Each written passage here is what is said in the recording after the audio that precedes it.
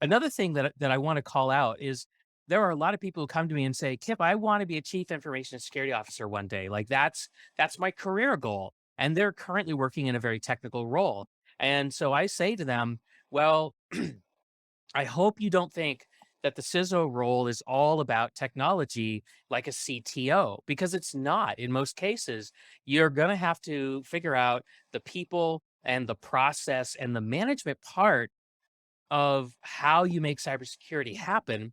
It's not just about technology. And if you don't want to do those things, then you might not want to become a chief information security officer because I don't know how long you're going to last.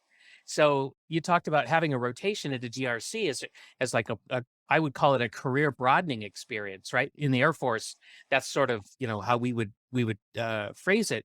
So if you're headed for a CISO job, anybody in the audience that's listening right now, and you haven't gone into a GRC role, you really need to rethink that. And I think that's a great way for you to prepare. Jason, any comment about that?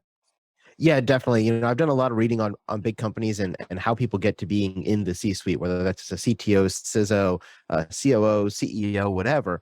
And it's interesting because just like you said, in the Air Force, you have these career broadening experiences where you go into different jobs to get experience across a wide breadth of the organization. And it's the same thing. If you want to be the CEO, you probably needed to work in heading up accounting at some point, heading up human resources, heading up sales, heading up marketing, whatever it is. Usually they have 3 to 5 of these key areas of the business underneath them by the time they make it to the C-suite.